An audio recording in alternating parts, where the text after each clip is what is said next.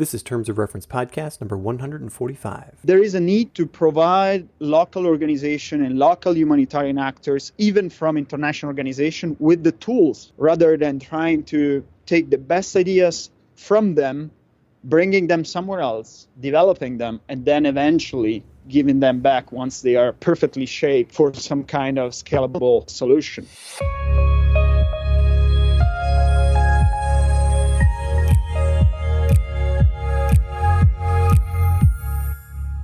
This is Terms of Reference. I'm your host, Stephen Laddick. Two very common themes in the aid and development community are resource scarcity, and some even call this resource starvation, and locally driven solutions. The particular resource scarcity I'm referring to is a lack of funding. This is a conversation you cannot avoid because the challenges always seem to be greater than the available pools of money, and one that, unfortunately, will only become more acute as we navigate the age of Trump and the new populism. Locally driven solutions refers to an ideal that contextualization of products and services result in solutions that are more appropriate, more readily accepted, and potentially more durable or sustainable. By supporting the development of answers at the local level, it's also assumed that we will foster a greater set of unique ideas, which spurs innovation and invention globally. While these two themes, at least at first blush, seem fundamentally in tension with one another, there are a number of approaches that successfully bridge the gap. One of these approaches involves the use of technologies, processes, creative outputs, and more that are open source. Open source products and services are free, community-driven, and have a number of incredibly successful examples. All I have to do is point out WordPress or Linux. My guest for the 145th Terms of Reference podcast is something of an open-sourced evangelist. Giulio Coppi is the founder of an initiative called High-Tech Humanitarians, which purports to be the first free online platform for collaborative humanitarian innovation on open-source technology. He is also the CEO of Open Focus, which is a nonprofit devoted to open-source technology for good, and is a Humanitarian Innovation Fellow at the Institute of International Humanitarian Affairs at Fordham University in New York. As you no doubt have guessed, Giulio deeply believes that open source provides a platform to drive otherwise missing, misplaced, or misaligned innovation for the humanitarian sector.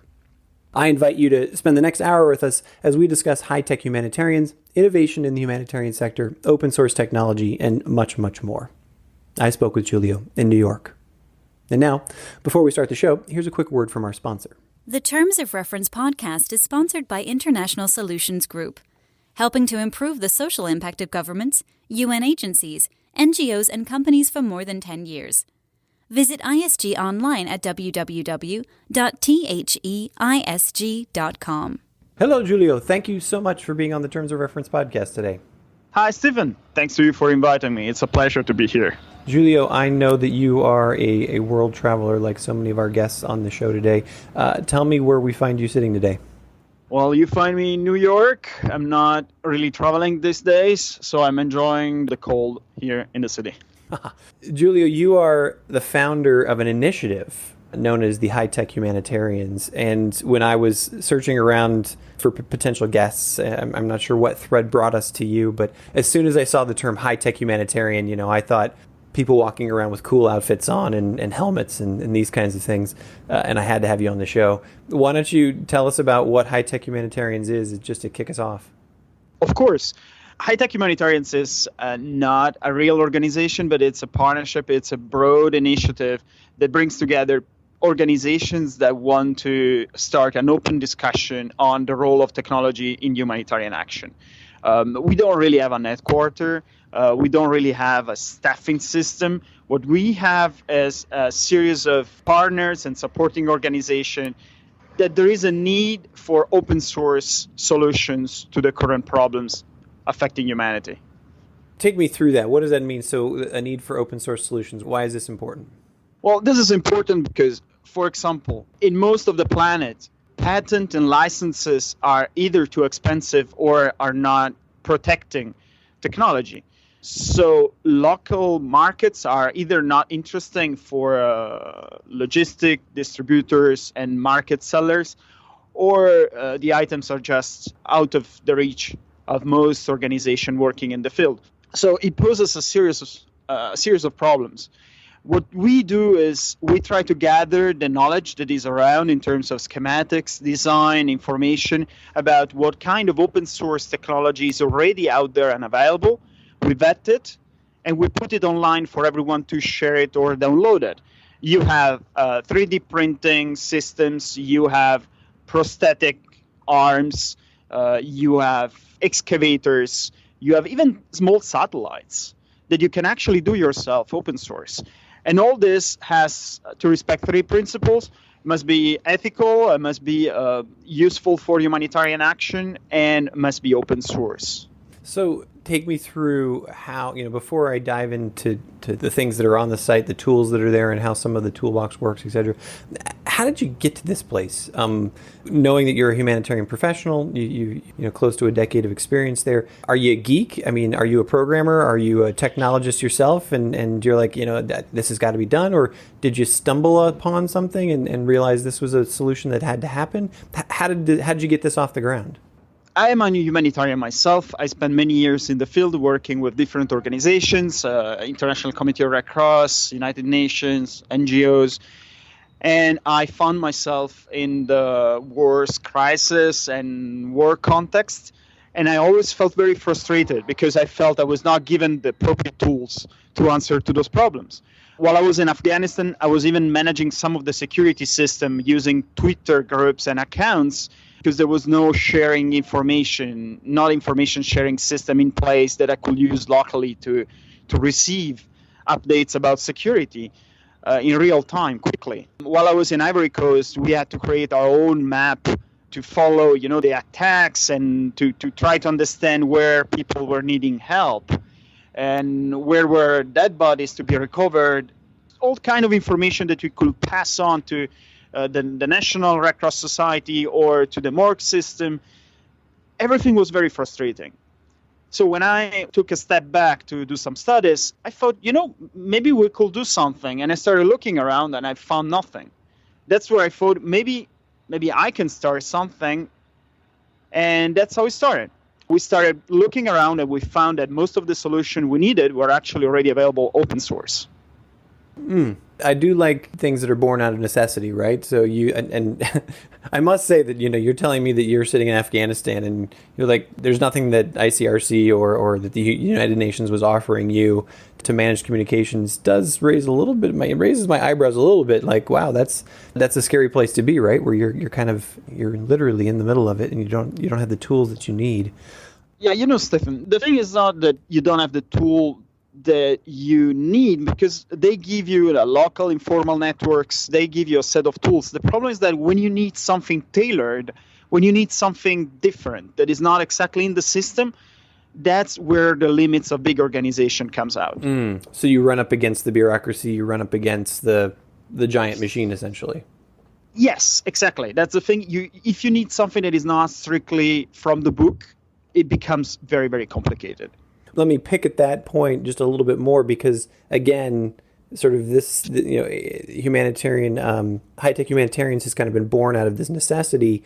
When you were in those situations, did you find that your innovations or your ability to find solutions was applauded, or was it generally looked down upon, or were you shut down, or, what was the general response to these kinds of things that you came up with? I usually summarize the response in three different kind of reaction. The first is we don't have the budget. The second is we don't have the time. And the third is it's not a priority. These are the three most common answers that you get when you're in the field and you ask for, do we have a GIS system that I can use to map all our projects and follow up in real time with a mobile-based system, not to go to the field every time just to see if the machine are working? Or this is one of those three answers are usually the standard ones that you receive, or most of the people receive. That would track with my experience. I'm pretty sure that would track with most people's experience that have been in the business they've been in the sector for a while. So how does high-tech humanitarians help to start to change that? I'm looking at, in the research for this show, I'm looking at the toolbox that you've put together that has, as you said, you've got energy solutions, health solutions, mapping, logistics, management, education. How realistic is it for me to be able to click on one of these particular solutions that you've got on your page here and be able to pull it apart and build it myself? What do I need to be able to do or bring to the table in order to make them happen? Excellent question. It pretty much depends on you and your capacity. What we do is we try to provide you with all the information that you need to understand if this is the tool for you, and especially what kind of level of technology we're talking about, and also the reliability of the tool. For example, it has been tested already, it has been used, it is industrially produced, it is just the result of experts tinkering around, it's just, amateurs' job. So what we do is we don't take the ownership of the tools. Each tool that you can find in the toolbox has its own history, has its own community behind, has its own people who believed in this idea and brought it forward. Some of those communities are still supporting the tools, so you can actually get in touch with them and ask them for support, for example. Some of those aren't, so they will need you to engage with the tool and to find people, and eventually we can help with that, find people to modify, transform, adapt, or make the tool evolve. So a key piece I'm hearing from you is not just the tool, but the connection to the community around the tool as well. Am I tracking that right? Yes, absolutely. We are still in the beta version. So as you can see, we don't believe in explosive growth because it's a project that is based on open source. And open source does not have explosive growth. It only has incremental growth. So you grow little by little thanks to the contribution of the whole community. And we adopt the same style. We are trying to reach out to all the communities involved in the tools that we developed to try to involve them in the project and to have them see the added value of having their tools used and adopted and spread in locations where people actually need them the most. I want to challenge your assumption there about open source not having explosive growth, because then I'm thinking of WordPress. I'm thinking of the Raspberry Pi. I'm thinking of there's definitely things out there that have had just more than exponential growth, right? I mean, WordPress runs a solid fifth or more of the internet. The more of the web pages out there. Are you focusing specifically just on the humanitarian community itself, or is there another way that you understand open source that I'm not understanding? Well, let's say I speak about percentage. If you take the whole amount of GitHub and Git material that is going around and you extract the amount of projects that actually go through seed funding, acceleration program, and then become a unicorn, I'm pretty much sure that it's not a big percentage of the overall amount of code that is produced every day. The open source spirit is, of course, you have exceptions. You have WordPress, you have plenty of others that know a sudden success, and Linux, but most of these projects, they don't become like this from one day to the other. You can have an explosive moment. Of course, you can have an explosive moment at a certain moment of your life, of your project's life, but it comes after month and month of tinkering and writing in dark rooms and developing and failing and trying again, and then having people joining the community, people leaving. I know very little open source projects that started in January and in August they became a global trend or a pattern or the new big thing on TechCrunch. I'm hoping that you think of one that becomes one on TechCrunch, because that'd be sweet. That'd just be absolutely fantastic. We're already too old. We're already too old to be that one, because it's 3 years that we are developing and researching, and it's around 8 to 9 months that we are slowly building the project. So we are already too old to respect that time frame of explosive growth. So tell me, do you have an example you can share with us about somebody coming to the toolbox, downloading a solution, or engaging with one of the open source solutions you have out there and having a positive impact either on a disaster or a humanitarian situation somewhere, that they've then circled back to you, or maybe as you're monitoring the community you've heard about? Is there an example out there? Yes, we are doing a pilot in this moment. We are doing a series of pilots exactly to understand how the beta version should evolve, because for the time being, as you can see, it's quite limited. You can still sign up, but we deactivated the labs that in the future will allow people to co-create and to innovate on existing tools by themselves. So for the time being, we are conducting a few pilots with people that we know and organizations that agree to participate and support the idea in the field, and local NGOs, small NGOs. And we are trying with a few things, a few articles, for example, water pumps, pedal-powered water pumps. And we are also trying with the stethoscope, the cardiological tool that is actually the golden standard for cardiology. And we are trying with these tools to see 3 main points.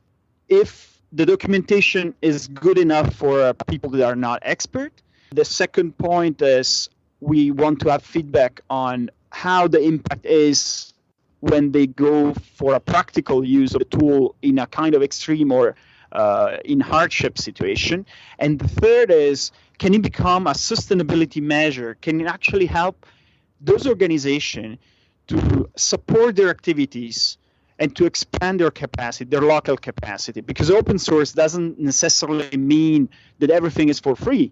You can actually sell your knowledge and your capacity to continue expanding your projects and your ideas and your activities. Hey guys, before we continue on, I just want to take a moment to let you know, you've been listening for about 15 minutes now. And if you like what you're hearing, if you're finding value, can you please take a moment to open up iTunes or Google Play or SoundCloud or Stitcher or whatever your podcast app happens to be and click on subscribe. And also consider giving the show a rating because it really does help us, rise up in the rankings and get the word out there to more people. And finally, please consider sharing this episode if you like it, or the podcast in general, on Facebook or Twitter to help others get in on making aid and development better, becoming a social entrepreneur, and just generally doing good in the world. So as you're talking about these projects that people can download and then the community that they can attach to, and now you're putting on the table as well that sometimes they're going to have to bring other resources in order to get these things off the ground, obviously. So if we're talking about shelter, they're going to have to bring pieces to that. If they're talking about medical devices, et cetera, here's my bigger question. How much does this initiative rely on the do-it-yourself culture of individuals? Do you think that is deep enough and broad enough within the humanitarian world that it's just obvious that there's a lot of do-it-yourselfers out there? Or is that part of something that you need to also inculcate into what's going on out there? I'm going to say something that is not going to be very popular, but there is a yes and a no in this answer. Is a yes, I do believe that the do-it-yourself culture is quite strong in the humanitarian environment. But no, I don't think that the do-it-yourself culture is very strong in the international humanitarian community. So my target is not big organizations. That's also why we try to work and to get in touch with big innovation offices from big organizations, but we don't consider them as the real public. For me and to me, the real public will be the hundreds of small NGOs and even small international NGOs, but very rooted in the field. They are very close to the ground. They're very close to the population. They have this kind of driving spirit of, overcoming their limits, budget restrictions, very little possibilities to waiting 1 year for research and development for something to come from headquarters. Those are the people I'm talking to. Of course, I do believe that big organization can and should, in my opinion, facilitate those kind of processes. So I'm trying, and we are trying all together to reach out to those organizations and involve them in this process. But I do not consider them as the final public for this kind of initiative. That's a very interesting perspective, and I appreciate you being clear about putting that on the table. So what is, you said you're in beta right now. You gave us a couple of examples of the things that you're piloting right now. What's your plan for the future? What do the next 2 or 3 years look like as you continue to evolve high-tech humanitarians, and just sort of what's your vision? Well, the vision for the time being is to continue growing and expanding our knowledge. With Fordham University, I'm working with them as a Humanitarian Innovation Fellow. With Fordham University, we are expanding a set of trainings and workshop capacity to introduce the notion of innovation and open source innovation in a more integrated way with the standard training that is offered to humanitarian actors worldwide. So with the Institute of International Humanitarian Affairs, we'll be driving this knowledge process, knowledge creating process, trying to make organizations and professionals more aware of the possibilities for innovation that are lying out there. The second thing will be to expand the platform in a concrete way. What we want to do is to involve local groups, local NGOs, everyone who wants to support or wants to contribute to this process. We're an open initiative, we're an open platform. So we are continue building partnerships to be sure that the voices of those who will most likely use those tools are heard in the development of the project. So we want them to be part of it. We want them to help us shaping this tool. So going back to your first piece there about where you're going, what's the biggest disruption you've seen? And I'm really kind of mostly interested in what you think the current and future potential for the innovation environment is, right? So I can hear in the answers you're giving, there's a sort of an underlying frustration with how innovation is happening or what's possible right now. What do you think, what's the current state of affairs? And what do you think the future is for innovation in humanitarian aid? I think there was a big push for bringing innovation out of the shadows during the World Humanitarian Summit. I think that this push is keep on developing, but I do believe that there is a lot of resistance from major actors, especially. I do feel that there is some kind of counter movement that pushes back. It goes back to the point number 3 that I told you before. It's not a priority. Mm-hmm. I do feel that there is some kind of resistance from major organizations that are trying to reshape their budget system because, the shrinking resources and the increasing amount of humanitarian crisis. I do believe that some of them are walking back from their commitments, and it looks like we are slightly slowing down in the discussion. I mean, maybe it's just a feeling, but I do have this feeling. Are there concrete examples where maybe there were commitments at the World Humanitarian Summit, or are there specific examples where you could point out either large or smaller organizations that, they were sort of gung-ho and, they were on the innovation bandwagon, and now that's disappeared from their dialogue, disappeared from what they're doing? Well, for example, one of the most powerful driving actors in the scene was OCHA, UN OCHA. And they totally disappeared from the innovation space because of budget cuts and internal reshaping of the office. So as far as I know, they are still big on data, which is excellent. They are doing excellent things on big data for humanitarian action, better use of data, mainstreaming the data process and monitoring evaluation across the humanitarian sector.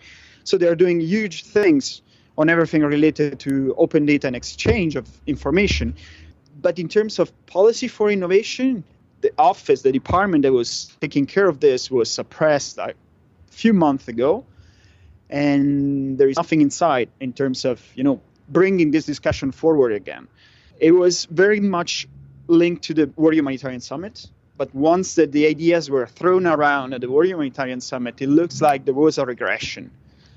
And I still hope that I'm wrong, but that's how it feels like. I'm not sure exactly if there's a way that we can dig deeper into that. Is there something that you would offer up to either OCHA or other large, well-known humanitarian actors about how they can sustain or make a plea that, yes, this is still really necessary and innovation is the way to the future? Have you come up with that statement, or are there ways that you're trying to have that conversation with them? Absolutely. We are in touch with them on a regular basis. And there is a lot of good intention. There is a lot of motivation to keep this going. At the same time, in my opinion, there is a problem of approach. Most of these organizations are trying to lead the conversation. And the problem is that with shrinking resources, leading the conversation is not an option. I mean, you can't lead the conversation on everything if you don't have enough money, or if if you're struggling to provide basic assistance, then you can't open new files. You can't engage in new challenges. In my opinion, there is a real need for one of the principles that were expressed during the World Humanitarian Summit, which is localization. There is a big need for localizing innovative processes instead of centralizing them. There is a need to provide local organization and local humanitarian actors, even from international organizations, with the tools, rather than trying to take the best ideas from them, bringing them somewhere else, developing them, and then eventually giving them back once they are perfectly shaped for some kind of scalable solution. That fits into your, the high-tech humanitarian model perfectly, right? Which is, let's put the tools on the table and allow whomever is interested or whoever has the energy to pick them up and move on with them. As you're sort of talking about centralization versus localization and organizations wanting to be a leader, I know that this is a feather in many organizations' cap that they want to have. They say, hey, we're the innovator. We have, we've heard it from so many organizations. We've heard it from ICRC. We've heard it from UNICEF. We've heard it from OCHA. We've heard it from so many, you name it, they're out there. Is it simply a budget issue where, a large organization wants to keep the budget central and they want to keep, the resources within their team of people so that they can continue to keep the engine running? Or is there some other reason why the localization of these tools or the localization of these solutions wouldn't happen? That's why I believe that the work that we will be doing with the Institute for International Humanitarian Affairs of teaching and training humanitarian professionals will be so important, exactly because I don't believe it's just a budget. I do believe that budget is a pretext. It's not a reason. In my opinion, and from my direct experience and what I've seen in these years of research, the biggest problem is that big organizations, they have a big liability problem. They don't want to engage in innovative solutions that could fail because they feel responsible for the final users, between brackets, for the beneficiaries, for the people affected by the conflict or the disaster. They don't want to provide them with, let's say, less than perfect solutions. This is one thing. So they are kind of risk averse. And this goes in the other direction as well. So they want to show their people, they want to show their donors that their money is well invested, that the work of their staff goes to a good end.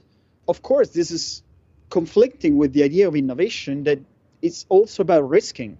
It's also about taking steps that are not perfectly, I wouldn't say safe, but that you don't know the result already. Mm-hmm. So there is this risk-averse culture which is deeply rooted in humanitarian action, which is weird to me because as a former humanitarian, I think that you must be used. You must make, I would say, a random result part of your own strategy because that's how you work in humanitarian action. You strive for the best, but you fight for better, and you try to learn from your experience and from trying.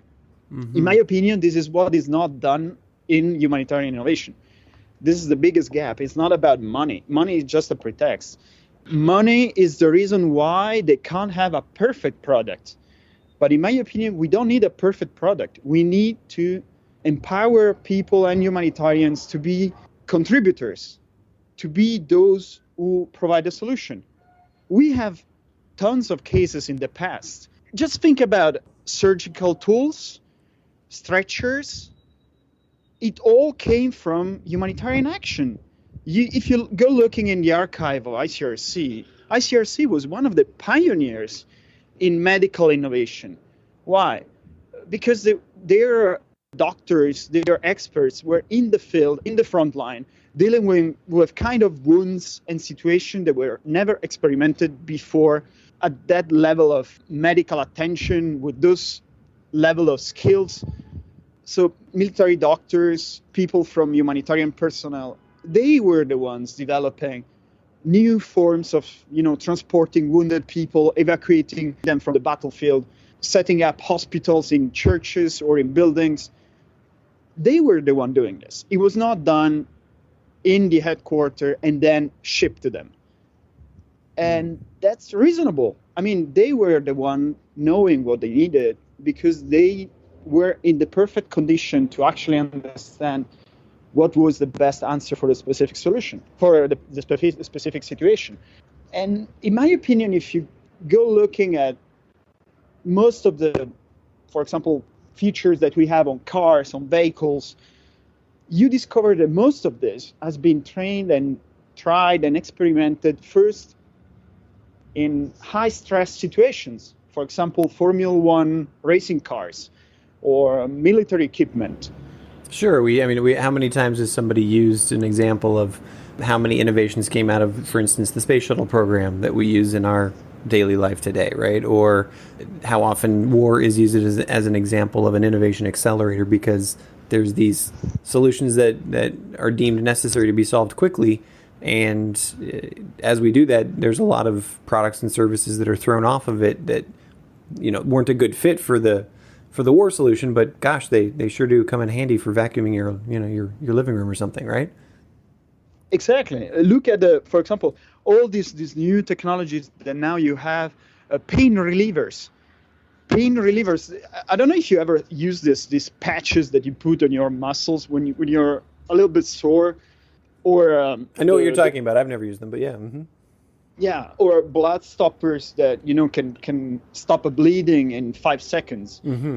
These all come from military equipment and military research, and we stopped doing this in humanitarian action. And to me, that's a pity. That's a really interesting perspective. Why do you think that is? Is it because the humanitarian crises of yesteryear, I'm thinking that, the war to end all wars, I'm thinking World War II, I'm thinking Korea, I'm thinking Vietnam, I'm thinking, now of course we have Syria, now we have Iraq. Was it because the situations were just so much more voluminous and it encompassed the whole world and everybody was paying attention to it and everyone felt involved, and so they were able to, those innovations or those changes were able to trickle back because they were a part of daily life? As we know, one of the big problems of today, right? It's very easy to compartmentalize these crisis situations, especially if we take the Syria issue that's been on the table for 5, 6, 7 years now. It's very easy for the world to compartmentalize it because it doesn't affect me in my daily life, right? I'm completely hypothesizing here, but does that resonate with you at all? It does, but in my opinion, it goes deeper. It goes much deeper. If you think about it, what is innovation? Innovation means that you're not perfect, right? Okay, take me there. So if you bring this forward, that means that you're not doing the best that you could do, that you can still make it better, that you can still improve. And this is the starting point of the discussion when you talk about innovation. The problem and the difference with the past is that, for example, ICRC, I'm mentioning ICRC just because I know the historical development, not because, I don't like what they're doing. We assume you're not picking on them, yes. No, I'm not picking on them. It's just because to me they're a clear example of what innovation should be. Look, for example, at the ICRC in the very past. They had their delegates in the field. Most of them were medical doctors, and they were aware that they didn't have the good tools. They started from the assumption that they needed to do better than what they were assuming they were going to. I know it sounds a little bit convoluted, but try to bear with me 1 second. They were living without knowing what they were going to find in the battlefield. Once there, they had to do even better than what they were expecting to do with whatever they could find on the spot. Local volunteers, local materials. So the fact that they were not well equipped was the baseline for the discussion. Mm. Then they arrived there and they strive to do better than what they can actually do and provide with what they have. So that's where you have a good driving motor for innovation. You have this push that you're not good enough, that you need to improve, that you need to do better than what you can do currently, right now, in this moment, with this kind of condition, with this kind of equipment. And this, unfortunately, is hardly compatible with a kind of mindset that is, we are the best ones, we are doing the best job, and we are providing life-saving assistance that is, always at the top standard. And this is a kind of mentality that is very frustrating because it brings a lot of expectations on humanitarians without leaving them, in my opinion, the space to experiment and to feel that they can improve, because in theory they're expected to do the best anyway.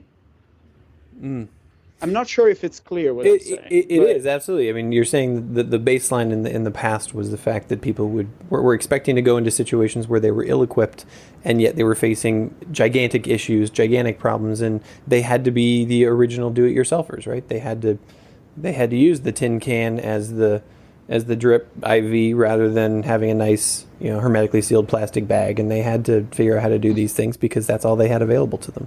It's your opinion that we've lost that culture over time in allowing that, especially if I'm sort of summarizing here our conversation over the last 20 minutes. I think a large part of that is just the risk aversion by these large organizations, because they do have this liability issue, right? They do have this issue of we need to be able to show up with a solution that works every time, and we be able to, in order to be able to serve our populations. It's also a marketing problem. It's also how you present yourself. We chose as humanitarians to show ourselves as the savers, as those who arrive and can solve whatever kind of situation, and those who are always perfect for a solution, the best fit for every kind of scenario. And if you start from this assumption, then innovation is always a risk. And failure is never an option. Exactly. I don't want to go down this rabbit hole, but just to sort of have an opinion for a second, in today's world of somebody can tweet and talk to 10 million people without any sort of filter, that becomes a real risk when they say, hey, you know what, I was not served properly, or I was not cared for, or I was delegitimized, or I was excluded. Those become real liability issues for those who are trying to put help out there. Yes, that's absolutely true. You talked about this changing of the curriculum for a humanitarian professional, someone who's in the, someone who's studying to get in the humanitarian sector and whatnot, and changing what they're studying and whatnot. I'm wondering, is a part of that curriculum that you're suggesting, does it reflect on how the humanitarian sector and the development sector, how they approach innovation differently? Yes, absolutely. In my opinion, there is a lot that we can learn from development sector in terms of how to harness the local power and creativity of communities to improve our tools, to shape our tools, and to learn more about what is needed and how to improve the current situation. The development sector has a long-established approach that is keeping into consideration local communities at a much higher degree than what humanitarians are currently doing. And of course, this is due in part of the conditions. It's difficult to learn from communities when they are scattered and under the shock of a disaster. But still, I believe that some of the practices that involve long-term engagement in learning, analyzing the results, gathering data, can be reproduced in humanitarian action, and actually should be reproduced in humanitarian action. Do you have an example you could share with us about a development innovation initiative or a development innovation process that you've seen specifically that you'd love to bring over to the humanitarian sector? Well, all the processes that are focused, for example, on the community-based approach strategies, all the community-based discussion was born in this kind of environment, was born from years and years of research and development and analysis of failed projects or projects that could be improved. And this is true for all kind of technologies and all kind of frugal technologies or do-it-yourself solutions that are proposed in the development sector. Now it's considered absolutely impossible to start a project without a community-based strategy behind it. While in the humanitarian sector, it's still considered normal that you arrive, you bring your solution, you turn your back, and you're gone with nothing, leaving nothing behind you. We are trying to move away, to back away from this, but it's still considered normal. And in my opinion, it shouldn't be. To do a practical example, most of the best tools that we have in our toolbox are coming from the development sector and not from the humanitarian sector. There is a reason for that. And the reason is that they followed a systematic approach aimed at documenting whatever they were doing, even if it's a failure, and then coming up with practical examples of how to reproduce this, how to do it. There is very little of this out there in the humanitarian environment. Giulio, this has been a great conversation, and I'm, as always, wary of wrapping it up, but unfortunately our time is coming to a close. I have two questions that I always end these interviews with. And the first one is, you are the Humanitarian Innovation Fellow at Fordham. You've got high-tech humanitarians that you're in there, and there's another organization that you're involved with that we haven't mentioned called Open Focus. You're clearly connected. You're clearly, this is, think about this every day, and this is where your life is going. Who do you pay attention to? Are there Twitter feeds? Are there blogs? Are there podcasts? Are there magazines or newspapers? Is there something that you rely on for keeping the saw sharp, so to speak, that you think is important to tell others?